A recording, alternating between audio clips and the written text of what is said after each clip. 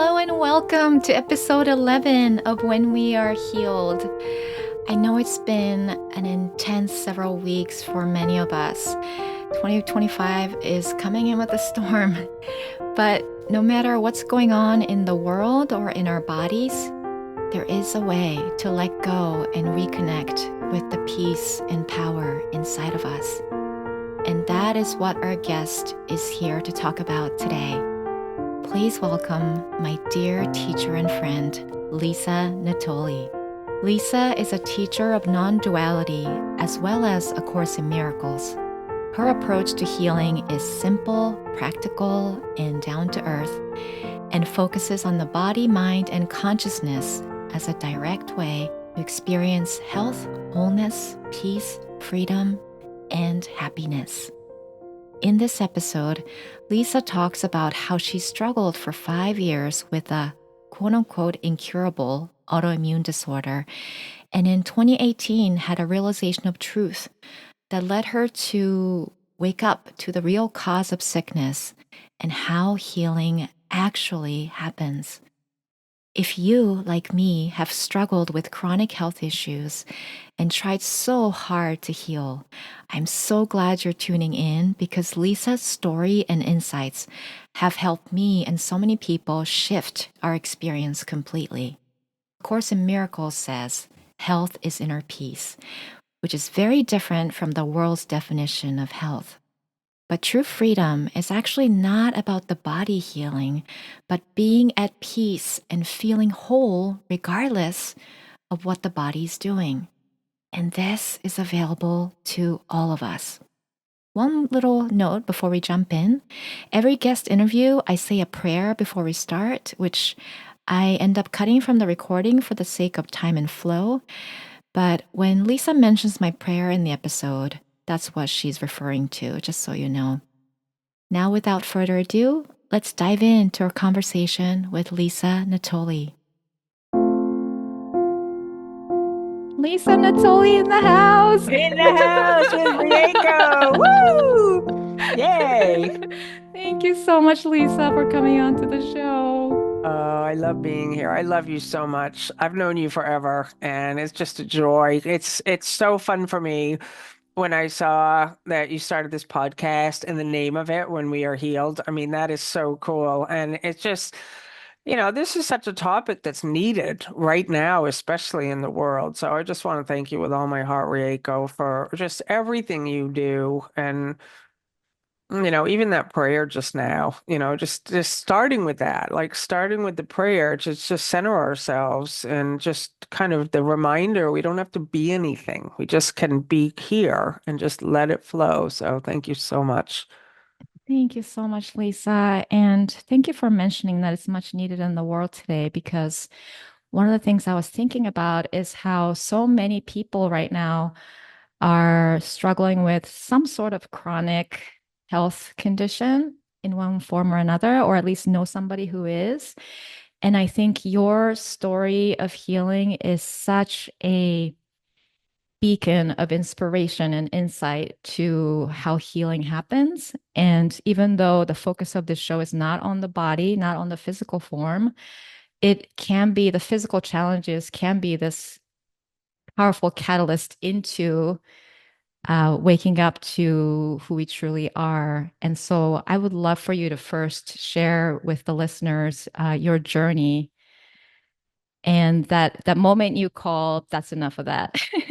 Yeah, yeah, thank you. Well, I've been on a spiritual path since 1992 and super devoted and just always wanting to know kind of what's everyone talking about? Like, what's the spiritual elements and what's the metaphysics? And I just had this major curiosity, found A Course in Miracles. Um, Initially super resistant to the Christian terminology. I don't have a religious background, so initially I was in my 20s and the whole idea of God, Jesus, Holy Spirit. And I just felt like A Course in Miracles, I could use a miracle. I was drinking at the time, living in New York City, working in publishing, had the whole, package of success, the job, the boyfriend, the apartment, the money, um, gone to got 2 degrees in college. I just kind of followed the formula that we're told to follow for happiness and success. And I just felt afraid. I just always felt like this is a house of cards and it I have to be perfect. I can't ever like make a misstep in the job, the relationship, or it's just gonna go away. And it did go away eventually. Like it just all falls apart eventually. And so I continued my spiritual journey and was having more moments of happiness, but mostly I was just in conflict. And again, drinking, vodka tonics, picked up smoking cigarettes because I was always so stressed out. I just needed to calm down. And so I started smoking cigarettes and I didn't want to.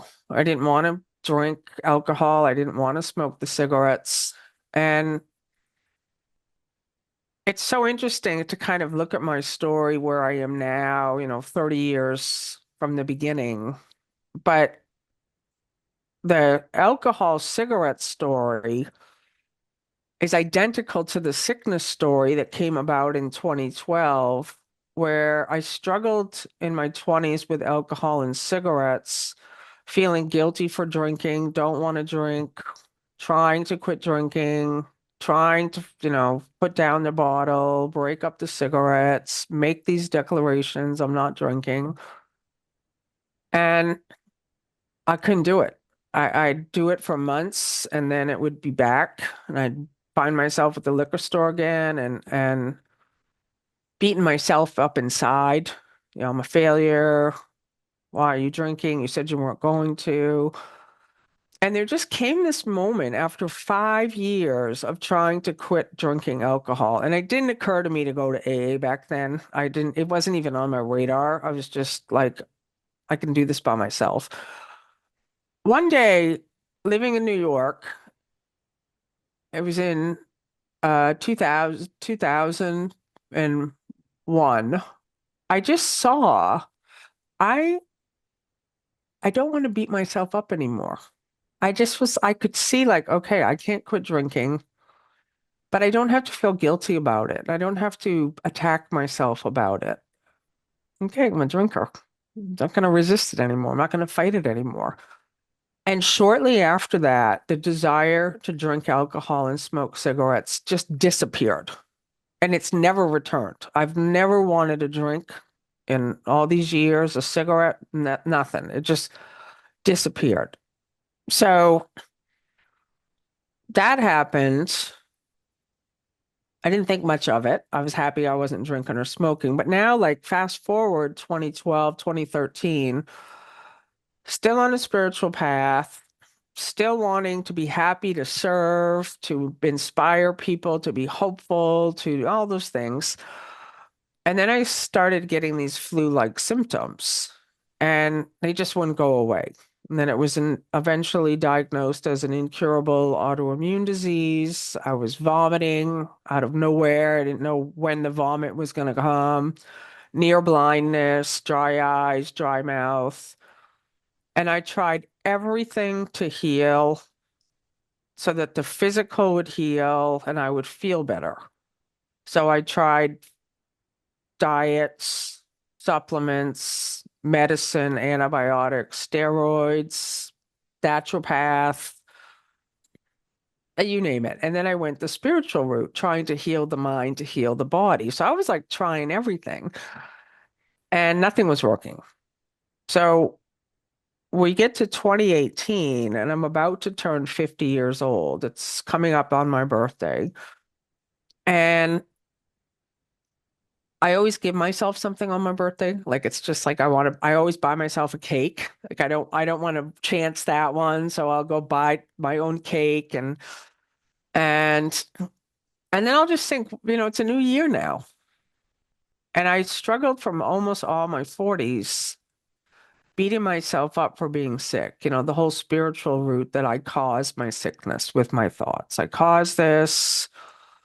I wanted to be sick. I mean, it's just like I just kept thinking, why would I do this to myself? And on my 50th birthday, which was on May 2nd, so right before like May 1st, I just was like, fuck it. Like that's the story. Like that was a talk I gave years ago. It was just like, fuck it. I'm done living this way. I'm not gonna live this way anymore. I just had been trying to heal the mind and heal the body for 6 years, 5, 6 years, however long it was. And it's almost like I didn't care what the body did anymore. I was tired of the attack thoughts and the feeling like I'm weak and I'm sick and I'm frail and I'm helpless and I'm hopeless. And I just thought, is this going to be my life till I die? Like, oh my gosh, like I don't want to live this way anymore. And so that was the beginning for me where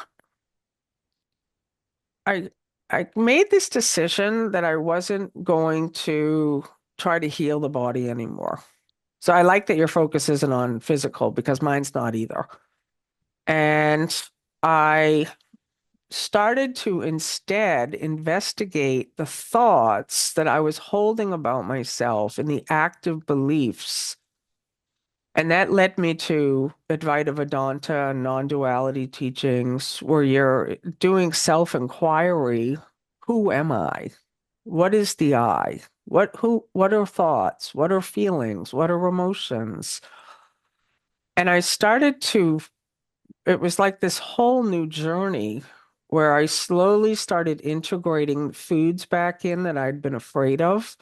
I started eating bread again and real cake again. I'd been eating raw cake and super strict for all those years, not wanting to eat, you know, dairy, cheese. I I stopped with the supplements.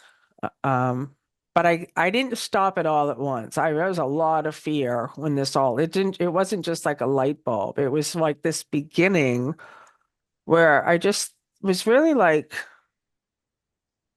I want to be happy. That's what I wanted for my birthday. Like if I could say what it is I wanted for my 50th birthday, I want a simple, happy life. I want to be happy. I don't want to be struggling anymore like this and thinking I'm a failure and attacking myself for being sick. And so that was really like the beginning of the most amazing journey inward to begin to recognize that self-realization is what healing is. It's a return to wholeness. It's a return to self-love. It's a return to recognition of this light that we are. And so that's kind of the long story, but that's really what it is has been for me is really recognizing that sickness is where we think we're a body separate alone and that's the disease. The disease is that we don't like ourselves. And healing is a return to this wholeness, to this recognition of love is what I am. Ah, thank you, Lisa. I'm like I've heard this story many times, and yet it's just bringing tears to my eyes all over again. Because I can also relate so much to those that wrestling with yourself in trying to heal your physical conditions and beating yourself up for not being able to heal it, especially because I think there's a popular belief in the spiritual community that, if you clear these thoughts out of your mind, if you're spiritual enough, then your body's going to be perfectly healthy, which makes sense in one way. But I also think it's so easy for us to turn that as a weapon against ourselves to beat ourselves up. So I can't imagine how many people would feel so relieved and understood and heard by hearing what you just shared. So thank you so much, Lisa. Well, I love what you just said. I just got a pen and I'm just writing what you wrote down because that was a major change in what I believed is I believed that if I could just clear these thoughts or if I could just turn these negative thoughts and these attack thoughts into loving thoughts, then I would heal. And what I've come to know because of the teachings of non-duality, which is like Ramana Maharshi, and the teachers I follow are Jean Klein and Atmananda Krishna Menon, and they follow in the same tradition of self-inquiry, like inquiring into this body experience, this mind experience. And for over a decade, no more than a decade, a century, for over 100 years, there's been this idea that our thoughts create our reality. And what I came to know, that's not true. So, what we are is pure consciousness. We are pure presence. We are eternal. We are infinite. We were never born. We'll never die. What we are is not even in a body. So that's another belief, is that we're born in a body and that we're spirit in a body. So the ideas I was reading about was that thoughts arise in what we are. They arise in our infinite eternal nature. And the body also arises as an idea. It's a memory. So I was like, what? Like, what is this idea? And I started to experiment with it. What if the thoughts that I think aren't my thoughts? That I'm the awareness of the thought, and the thought is just arising. So I started to investigate, well, how do thoughts have power, or do they have power? And what I started to realize is that what we are as consciousness, presence, awareness, that which can't be named, is the power. And when it attaches itself to a thought or a belief, we think the thought has power. But it's just that what we are as the we call it God, mixes with the thought, and I'm weak, I'm frail, I'm sick, I'm a failure, I'm the thought has no power in itself. Somebody who's not that doesn't have any power. But when you take what you are, I am, and merge it, I and the Father are one, you use the religious terminology, that thought now has all the power in the universe, but the thought itself doesn't have any power. So then I started to realize, oh my gosh, this isn't about changing my thoughts. This is about identifying with what I am, which is the wholeness, and the thought has no power anymore. So when I started to identify with I am, a thought like I'm weak, it's laughable now. I'm like, I'm not weak. And that was where I started to see I'm not sick either. Like I'm not frail, and I'm not any of the things I was believing about myself, because I was believing that those were my thoughts. So that was a huge one for me, because for years I kept trying to change my thoughts, and I would beat myself up for having unloving thoughts. So when you start to kind of come into this kind of practice, there's no ideas that are wrong anymore. None. None. There's no thoughts. Every thought can come up now. Whatever it is. I'm old. I don't like myself. There's no trying to change it anymore, because you're the awareness of it now, and you're like, ha ha ha, I see that little thought. So that's to me like how healing works now, is that the light that we are starts dissolving the thoughts arising that are our conditioning and habits and patterns. And what's left is the light, our authenticity, our joy, our spontaneity, wonder, love, gratitude, appreciation. Like, that's what's left.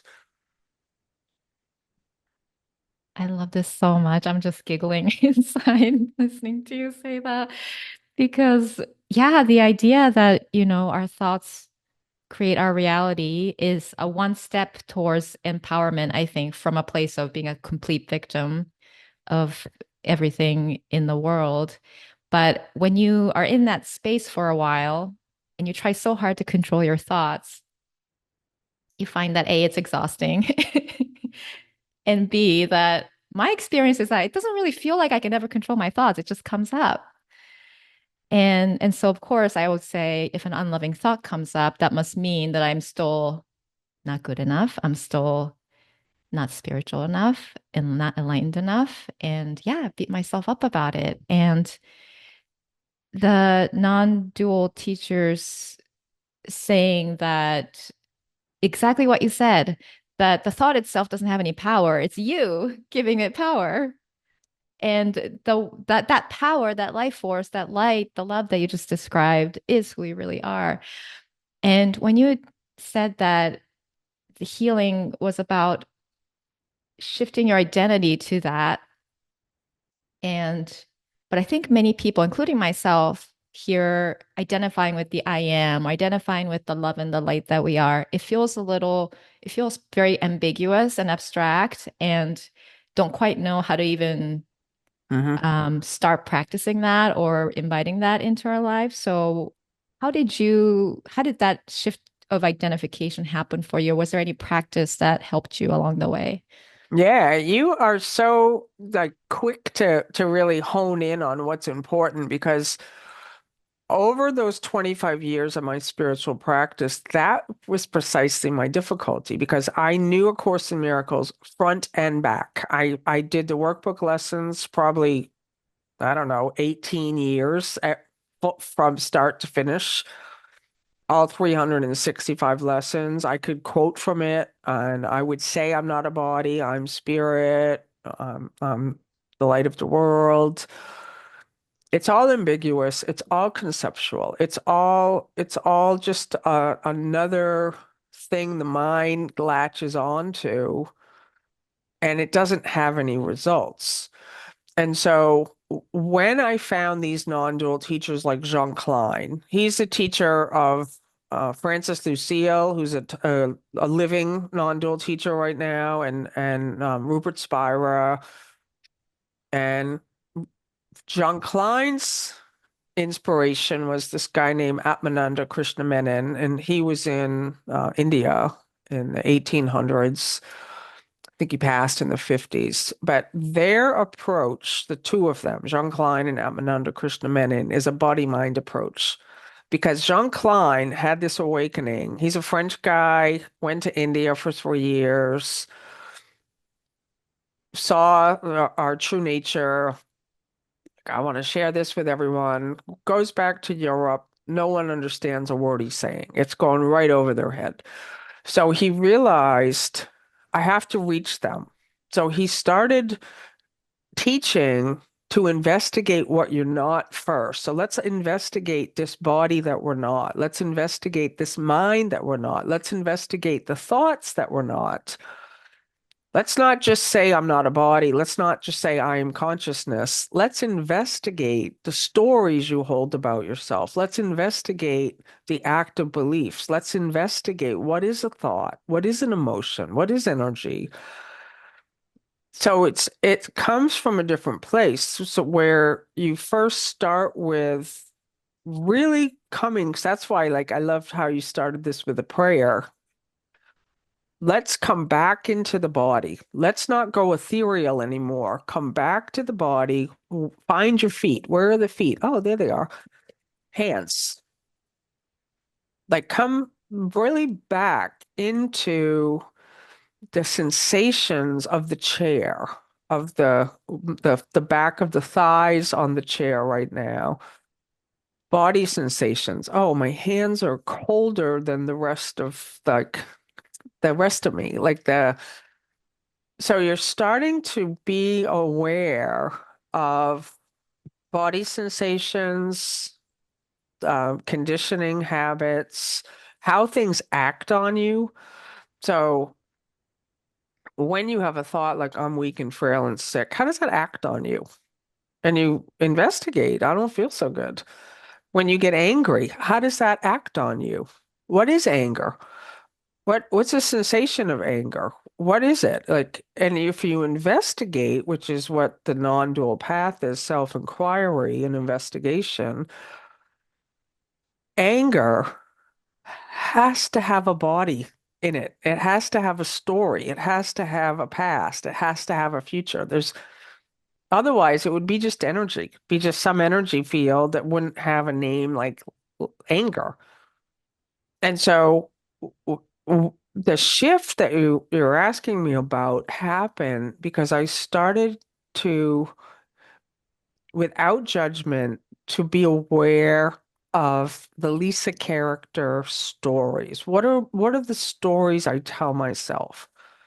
And that would be like step one that I would invite people that are listening today to just ask yourself, what are the active beliefs that I'm holding? What are the stories I tell myself? Watch yourself for a day, watch yourself for a week, and no judgment. But just start to be aware of, oh, I complain. Oh, I wish life was different. I don't like my life. I don't have any money. I don't feel good. I whatever. That like whatever comes up, kind of sink into it. Say like really find what is this? What's that? What is a thought? Interesting. I'm having a thought. I don't like myself. What is who's listening to that? Who's hearing I don't like myself? I'm getting old. Who's hearing that? So it's like this amazing, cool process where you're kind of bypassing the mind. You're just in gentle, loving awareness, being aware of all the mind body activity. And because what we are, our true nature, is always here, shining, it's not somewhere else. You don't reach it. You don't have to be good to get there. We're it. We're I'm with you always. That's what Jesus said. That's what it means. I am is with us always, shining, which is pure happiness. And we can't see it when the focus is on the body, mind problems, difficulties, judgment, criticism, shame, guilt, blame. I could go on this whole big list. We literally blind to our true nature of peace and joy and happiness. So when you are able to just kind of take a step and just look at the mind activity without involvement and without judgment, without trying to change anything, I have this feeling it's like just the seeing itself is like, here's the thought, is like a light that shines on, I'm not good enough. I don't feel good. And that which you are starts to shine to the forefront now, so that you start to feel calm. Like in my worst physical pain, my worst physical symptoms, where I just didn't know when I was going to vomit next. I couldn't see. I was like, just my eyes were just blind almost, and it's just so much physical pain. I would just have this practice of just like resting, closing the eyes. That's why that prayer was so great, because it's like we're so used to being in this constant mind activity. Why is this happening? I don't like this. How can I solve this? How can I heal this? What did I eat? What did I do? Come home, rest, find the chair in awareness. Find your feet. If you don't have feet, find your heart. Like sink in and rest from these attack thoughts for an instant. Rest from the mind on that kind of fast track thing, and discover that you feel calm. I would start to feel like, oh, I feel like it feels good. And that was the beginning for me in 2018, where it's like I I didn't know what was happening there, but I would start to put two and two together that if I could find a present moment where when I was in the middle of pain and and the symptoms and find peace right there. Sometimes I'd lay on the living room floor and the cats would walk on me and I wasn't trying to do anything anymore. I wasn't trying to heal. I wasn't trying to like do anything. I would just for a moment just I would just rest wherever I am, just to close my eyes. It's not meditation. It's just kind of s- finding that stillness, which is always here, with the mind just not the boss of me anymore. And that was the beginning for me, is where that was a practical thing, where, Course in Miracles says health is inner peace. And I know that's true, that's real healing. Is that when we're at peace and we're no matter what the body's doing, that we're in it. We're established in it now. That's perfect health. And that is such a different idea of health than the world's Definitely. view of health, isn't it? And it Yeah. turns up that the body responds. The body then started actually responding with strength again. I actually could feel like, oh, I could start to see again. Eyesight started to heal, and I stopped vomiting. I haven't vomited in years. I don't even know when that stopped, but I wasn't trying to heal anymore. I wasn't doing anything anymore. It was just this kind of, it's weird because like the more you go along, you see that the personal self-identity actually is imaginary. And so in the beginning, I could think, oh, I made a decision, or I did this, or I did that, or I now I know it's just consciousness that's sort of coming to the forefront. And for a moment, the ego, the Lisa character, is taking credit for it. Like, oh, so now I know we don't heal. We do not, no one has power to heal. No one. That's what I discovered but healing happens. That's what I discovered. Like when we are healed, that is the coolest title ever. Because when we are healed, what would that be like? What is that like? And that was another big part of my own journey, is that I was living in trying to heal mode for so long. I never thought, when I'm healed, what will things be like? And that was part of it. Like I'd be happy. Well, why don't I be happy now? Why don't I just, like Course in Miracles talks about collapsing time, where we like parts of our timeline get snipped out. Why am I have to wait 5 more years till maybe or maybe not the body's healed and then I'll be happy? Can I be happy now? Can I be happy in the middle of got to pull my car over because, oh my God, I'm going to vomit right now and I need to get to the side of the road? Can I be happy in that? Can I be happy in that maybe I'm going blind? Can I be happy in this body not functioning the way the ego mind wanted it to function? And you discover, yeah, again, I can be happy for the rest of my life, for the rest of this experience. And that's what's being offered. That's the real healing.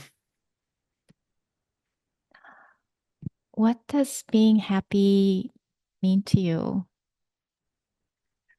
Such a good question. Yeah, happiness to me is it's our true nature. And this has just been such an amazing last couple of years because there's in the beginning, and I didn't we just think there's one I. There's the I that we goes by our name. I, Lisa, want to be happy. And as the identification as a body mind, as a character, as the image that we made with these layers of conditioning,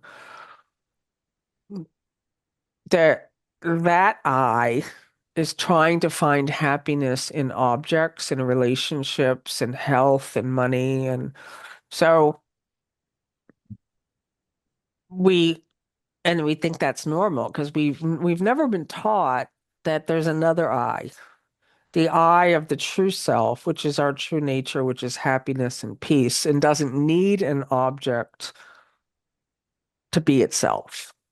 So for for a long time, when I was identified as Lisa, as a body, as a gender, as an age, I thought, well, I I would like more money. I would like more health. I would like more strength. I would like to not feel pain. I would like I, my body, my life. And when you start to investigate this I, you actually find out it's imaginary.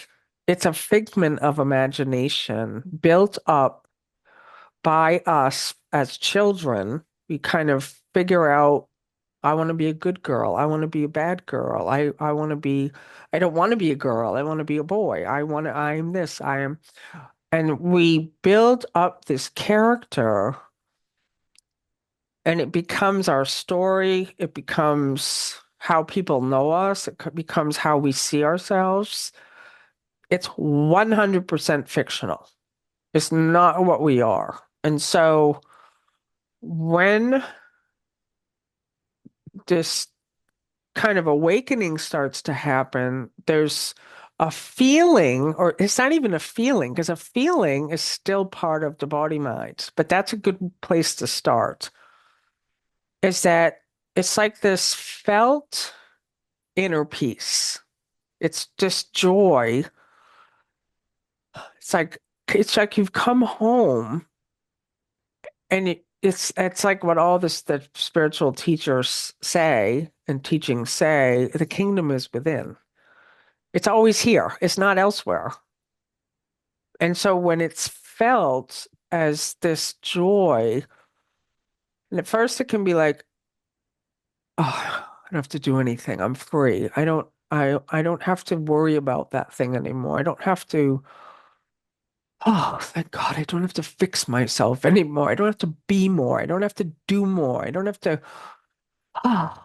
So it's like this heaviness gets lifted, and then there's just this kind of Jesus called it your like your foundation is set. You're established in the identity of the infinite. And just to give you a current examples of my life, I'm still here. I still pay the IRS. I owe taxes for the last couple of years that I just didn't have the money to pay.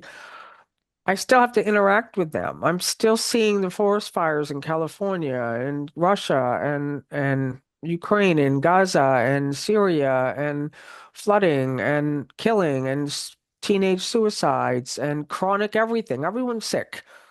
Everyone's sick. Everyone I know now has got something going on. It's like this chronic thing that's happening in the world right now where no one feels good. People are confused, they're angry, they're upset, they're lost, they're without hope. I'm still here. I don't have my head in the sand on it. So that's what it means is that the happiness is recognized as what I am. And this happiness is intelligent. So I'm able to respond to things now when one gets connected with the self. If there's anything I need to do in any of the things I just mentioned, I'm doing them. Consciousness is doing them. So I call the IRS, 3 hours on the phone with them. I'm on a payment plan. It feels good to me and to them. Um, just practical things where it's not just like it's separate from my life, but there's always just this sort of like I don't know what's happening in any moment. I don't know what's happening with United States politics, what's going to happen over the next 4 years, I see all the misinformation on Facebook right now. I see people passing it on as if it's true. I'm here. I read the New York Times. Watch the news. So it doesn't take any of that away. But what it does is it's like you're so grounded now, where now you can respond to things without being triggered, without kind of getting sucked into something. Um, and this is just available for everyone. That, that's the joy. Yeah, I'm just so excited to share this interview with everyone because this is a message that I think would be so helpful to so many of us. Because if you look at the world, there certainly could seem like there's no reason to ever be happy or at peace. Um, Gosh, where do I even start? So I thank you so much for the response to my question about what happiness means to you, because for a long time, I think, and this is how words can get in the way of our understanding of so many things. But when I hear happy, I would think kind of like, like just like being bubbly and bouncy and just excited. And for a long time, I thought that, being awake or happy means like I'm supposed to feel that way all the time. And since I'm not, it must mean that I'm doing something wrong. But the way you described it as this relief, this peace, this letting go, this relaxation, I think a lot more people can resonate with that um, than this like bubbly, I I bouncy know. I call that cheerleader sparkly. happiness because that's the thing. A lot of people in a spiritual path, especially if they've been following A Course in Miracles, they think, oh, I'm just supposed to be happy. That's the I that believes itself to be a body and a mind that has heard a spiritual teaching that is now trying to behavioral something like, oh, I just need to be happy. I feel sick, I feel angry, I feel this, I feel that. Oh, but I'm not supposed to feel these things. I'm supposed to be happy. So we got a lot going on in there.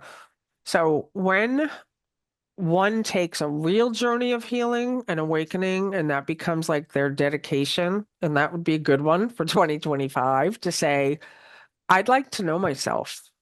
I'd like to wake up and realize what I really am as as happiness and peace and joy and infinite being that doesn't have a name and doesn't have a gender and still have that experience while in the body. No one has to die to reach some other state. It's here.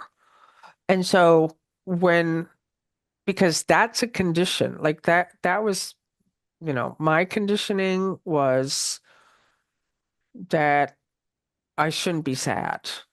That I should never, I should always be happy and I should be inspiring, I should be encouraging, and an entire identity gets built up around it. So to give you an example, for many years, I was well known as a Course in Miracles teacher and beloved by many. Like people love me. They're just like, oh, I feel so good around her.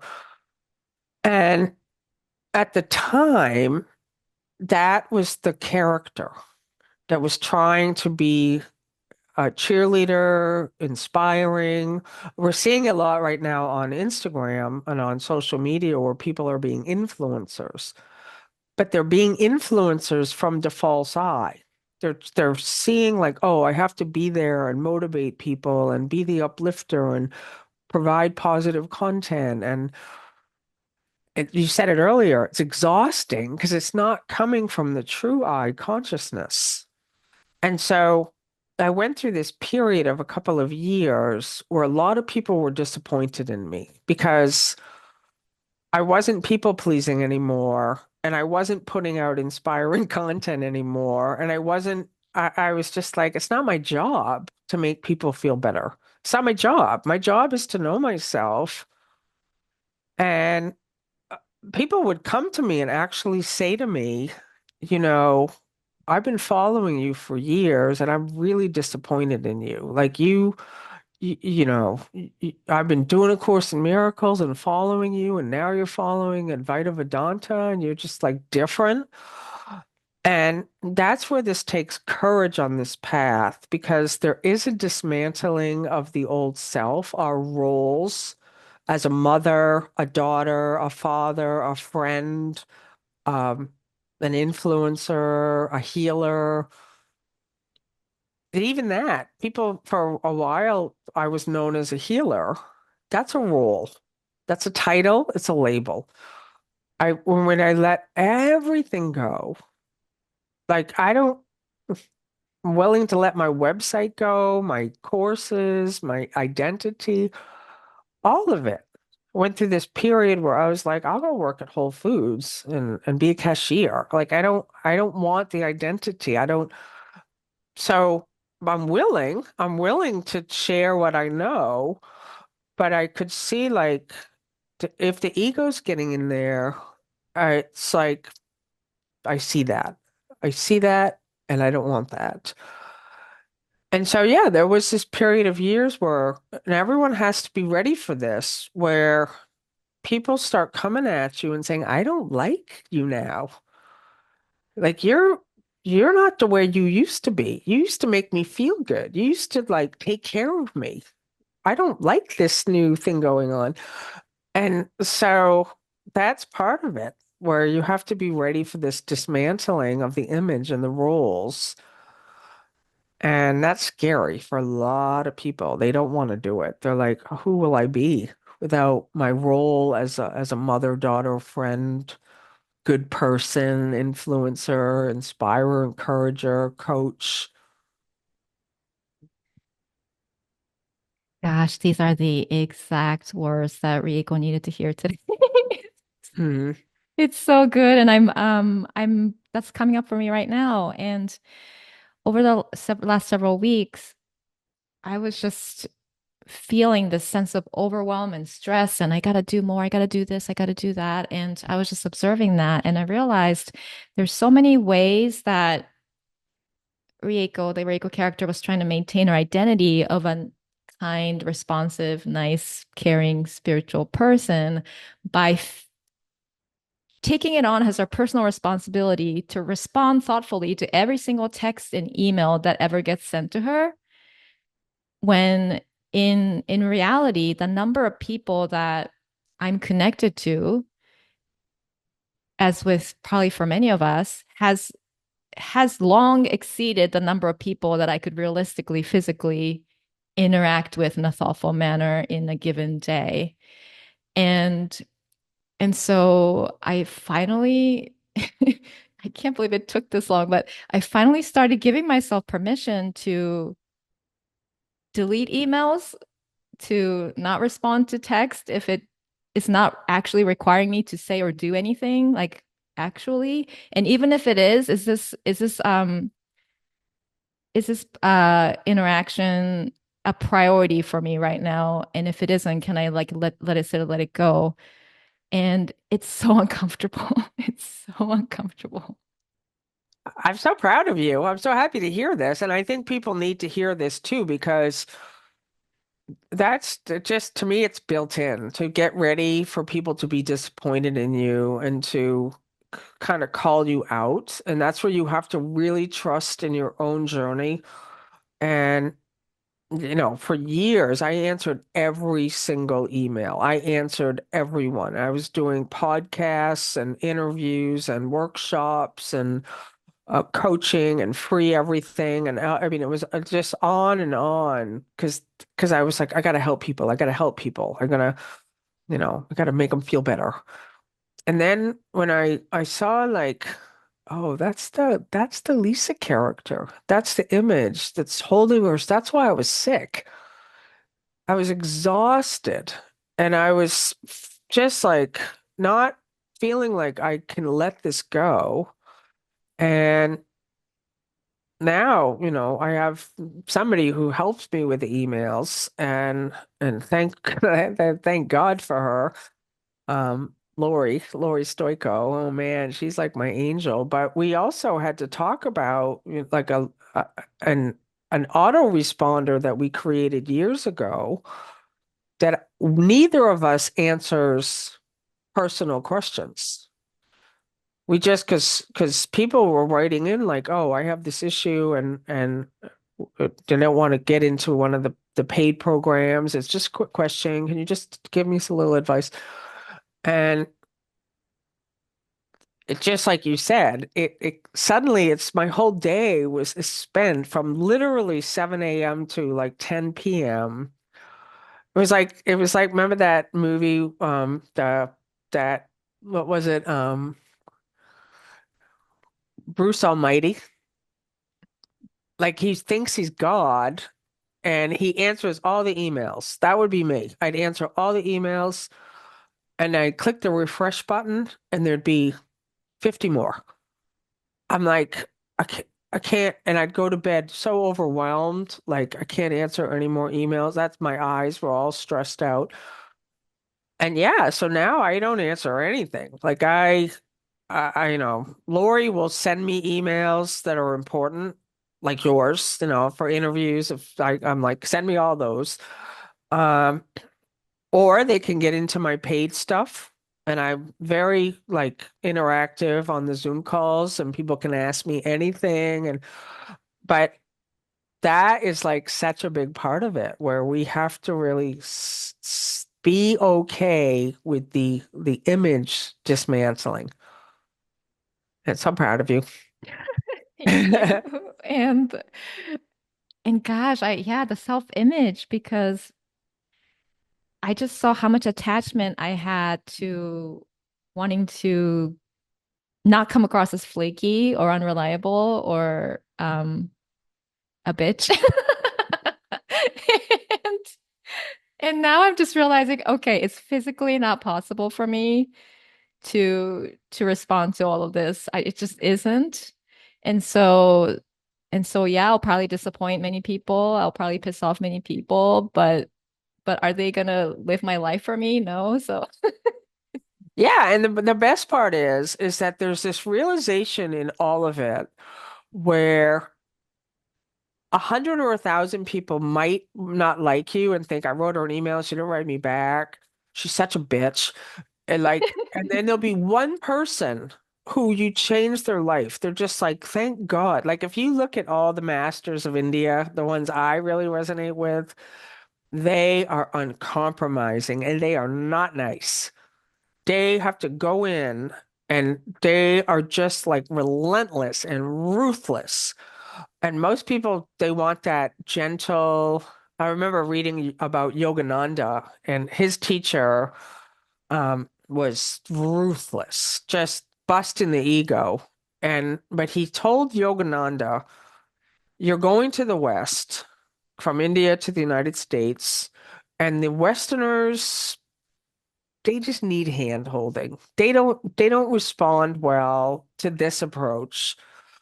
And my approach is more the Eastern approach. It's very direct. If you come into my space and you ask me a question and you've given me permission, I'm not really a hand holder. We're not gonna sing Kumbaya in my space.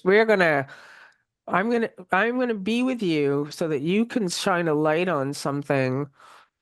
And so embrace your bitchness. That's what I say. Like really, yes. like let yourself be the power of God. Look at Jesus. Jesus turned the tables over. He got angry. He was like, no one can hear me. No one's listening to me. And he'd get angry. And people, oh, look at Jesus. He's not spiritual. He's angry. No, that's consciousness. That's consciousness flowing and just kind of taking the stuff out of the way. So this is a completely different way of showing up in the world where you're so grounded in what you're doing. You're so just like, okay, wow. This podcast is so cool. I'm telling you, this is like when I saw that you did this, it was like about a year now, right?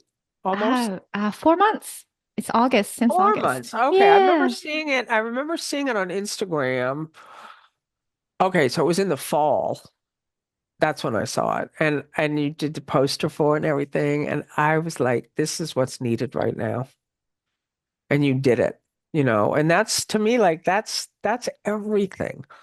And you're going to start attracting now teachers, and people are going to be listening to you and the guests that you have on, witnessing your own transformation, transfiguration, and that's that's everything. Thank you so much. And I love that we're talking about this too, because our mutual friend, Carrie Triffitt, who was a guest on the show in the last episode, um, she recently wrote an article in her Substack called, I think it was called Acting Spiritual. And she talks about this exact thing about all these ideas and concepts we have around what being spiritual means or what spiritual people are like. And she mentions in the essay about one of her friends who dropped everything and went to follow Mother Teresa in India. And she came back, and Carrie asked her what was she like, and the friend answered she was kind of a bitch. That's so fun. and, Yeah, exactly. and I love Carrie. I'll have a look yeah, at that. Yeah, because that's just it. Like, so it's all smoke and mirrors in my mind. Like when you actually get to know someone and they're being authentic and they're being present, and especially someone like, that's of kind of a high profile, you can't interact with everyone. It's not physically possible. So of course, sometimes it's going to look to someone like, oh, they ignored me. Like, oh, went up to them to say hi and get a selfie, and they just kind of walked away from me. And then the person leaves with the story. Oh, they're not very nice. Would have only taken a second to get a selfie, but if 100 people are asking for a selfie and you like got like another appointment, so it's just there's just like interesting to see just the whole dynamics. And I already know people on these influencers, it's burnout mode for the last 2 years for them. And so many people are just like, I want a simple, happy life. I can't keep this content train going and trying to come up with another course. And so we're going to see a lot of changes, in the next couple of years, just how we relate to each other, how we show up, what we're talking about, how we raise children. yeah, I totally agree. Uh, Lisa, it's been such a joy. How can people find you and work with you if they so desire? Thank you so much for Rieko. Yeah, I have a website, lisanatoli.com, and my name. And I have 5 self-study courses, and I'm currently actually doing a live course with my husband, who's also a teacher, non-dual teacher, Bill Free. And that one's called Living an Awakened Life. Oh, it's so exciting. We just finished. We're actually in week 1 right now, so I don't know when this interview with us is going to air, but um, people can still sign up for it. So it's a 12-week course, and we have one session a week that's like a teaching with a practice, and then one session a week is Q&A for 90 minutes. So it's yesterday was our first Q&A. It was so exciting. I just love hearing people's stories and seeing how they're practicing, and um, so that's all on my website. And once a month, I have a live call the last Wednesday of every month. So people can just hop on a call and just interact, ask a question, share. Thank you so much. It's been such Thank a you joy. so much. So Yay. yay. When we are healed. When we're healed. So I would say a little prayer to close. And Mhm. Lisa, thank you so much. You've been such a touchstone in my life. I would have not been doing this podcast without you showing up as yourself authentically and vulnerably and inspire me to do the same. And thank you for being yourself unapologetically and spreading this very important message right now that who we truly are couldn't possibly be sick. Exactly. Yeah. Exactly. Okay. So I'm breathing in with so much gratitude for Lisa and the love and the light that she is and that we all are. I'm so grateful that life is unfolding in such a mysterious and divinely orchestrated way beyond our understanding.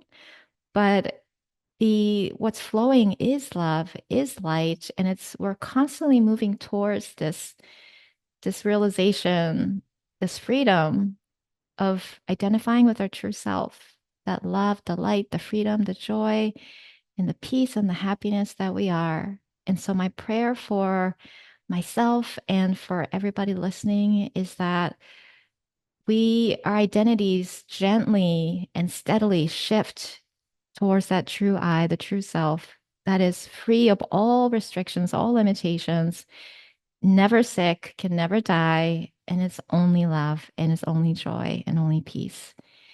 And so I share this prayer with all. I love it.